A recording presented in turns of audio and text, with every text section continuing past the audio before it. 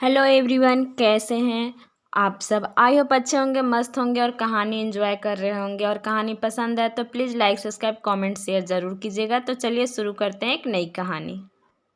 नंदिनी की शादी एक अच्छे परिवार में हुई। नंदिनी के पिता नरेश सावंत पुलिस अधिकारी हैं और मां प्रतिभा घर संभालती हैं। उसका एक छोटा भाई उमेश भी है जो अभी आईटी सेक्टर में पढ़ाई कर रहा है। नंदिनी खुद भी एक आईटी कंपनी में कार्यरत है और उसे 80,000 का मंथली पैकेज भी है। हर परिवार की तरह और हम भारतीयों के संस्कार और नियम के तहत बेटी की शादी तो करनी ही होती है, तो उसकी भी शादी अपनी बिरादरी के हिसाब से एक अच्छे परिवार और लड़का देखकर कर दिया। लड़का संजय सावंत भी सुंदर और स्मार्ट था। वह भी एक अच्छे पैकेज में मेडिकल फील्ड में कार्य कर रहा था। उसके पिता माधव सावंत रिटायर्ड सरकारी कर्मचारी थे और मां सवित्री घर के कार्य में ही लीन थी। शादी के 2 दिन हो गए थे। घर में खुशियों का वातावरण था। तभी सवित्री नंदिनी के पास आकर कहती है, क्या बहू, तेरा बाप इतना बड़ा ऑफिसर है, ये चैन कैसा दे दिया है? 1 तोले का भी नहीं है। तू तो एक ही बेटी थी ना, उनकी कौन सी 2-4 बेटी ब्याहने थे? इतनी भी कंजूसी कैसी? नन्ही बेचारी चुप रह जाती। अभी 2 ही दिन हुए थे शादी के, तो जवाब सवाल करने की तो बात ही नहीं थी। पहले तो उसे पूरे घर के बारे में पता ही नहीं था, पर 2 दिन में ये तो पता चल गया कि उसके ससुर बहुत ही अच्छे आदमी हैं और उसकी ननद श्रेया भी अच्छी है और उसका पति थोड़ा सा माँ के बातों में अधिक मानने वाला था। हाँ, सासू जी थोड़ा विचित्र स्वभाव की थी, जिसका उदाहरण अभी अभी उन्होंने प्रस्तुत किया था। नन्ही सभी बातों को एडजस्ट करते हुए घर की गाड़ी को धीरे धीरे पटरी पर लाने की कोशिश कर रही थी। उसने कभी अपने माता पिता को यह नहीं बताया कि सासू माँ उसके साथ कैसा व्यवहार करती हैं। एक दिन उसकी सास उससे बहस करने लगती हैं कि तेरा बाप एक नंबर का कंजूस है, हमें बेवकूफ़ बना दिया, कुछ भी नहीं दिया। नंदिनी से रहा नहीं जाता है तो वह भी पहली बार जवाब देती है, मम्मी जी आपको क्या चाहिए? मेरे पापा ने आपको मेरे जैसे कमाने वाली बहू दिया जो हर महीने 80,000 रुपया कमाती है, और क्या चाहती हो? वह अपना घर बेच के आपको दे देते हैं। सावित्री को उसका जवाब देना बहुत बुरा लगता है। वह उसे उल्टा सीधा बोलती है। नंदिनी को बहुत बुरा लगता है, पर वह चुप हो जाती है। उसके ससुर जी यह सुनकर उसके पास आकर कहते हैं, बहू इसके मुंह मत लगना, ये बहुत ही दुष्ट है। इसने मुझे भी कभी चैन की रोटी नहीं खाने दिया, अब ये तेरे पीछे पड़ी है। श्रेया कहती है, मम्मी तो अपने मायके जाती है तो बेचारी सीधी साधी मामी को भी बहुत सताती है।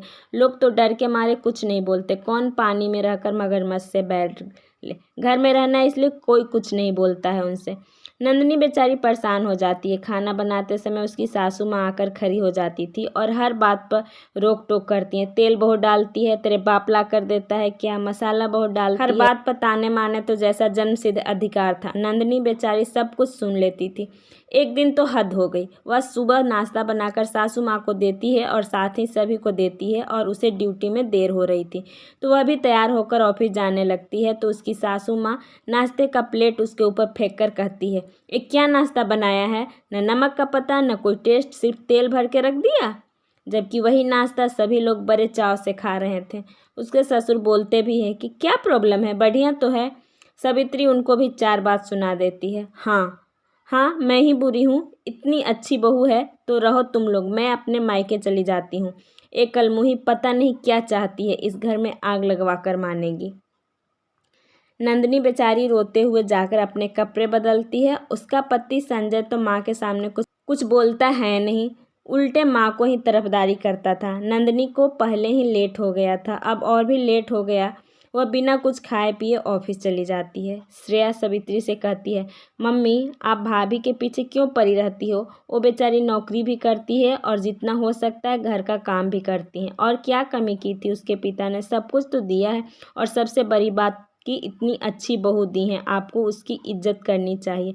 सवित्री उसे गालियां देने लगती है। नंदिनी ऑफिस में बैठे बैठे सोचती है कि वह अपने पिता को सब बातें बता दे, इससे उन लोगों को टेंशन हो जाएगा। वह समझ नहीं पा रही थी कि इस मुसीबत से छुटकारा कैसे पाए। उसका पति भी तो उसका साथ नहीं देता है।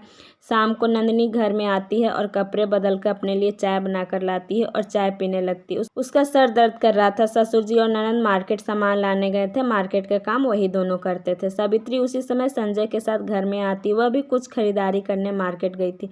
वह अंदर घुसते ही नन्ही को चाय पीते देख आग बबूला हो जाती है और कहती है, हरामखोर, अपने अकेले के लिए चाय बना लाई और हमारे लिए तेरा बाप बनाएगा क्या?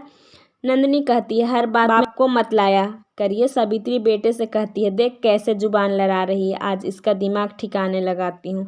वह नंदिनी को मारने के लिए आगे बढ़ती है।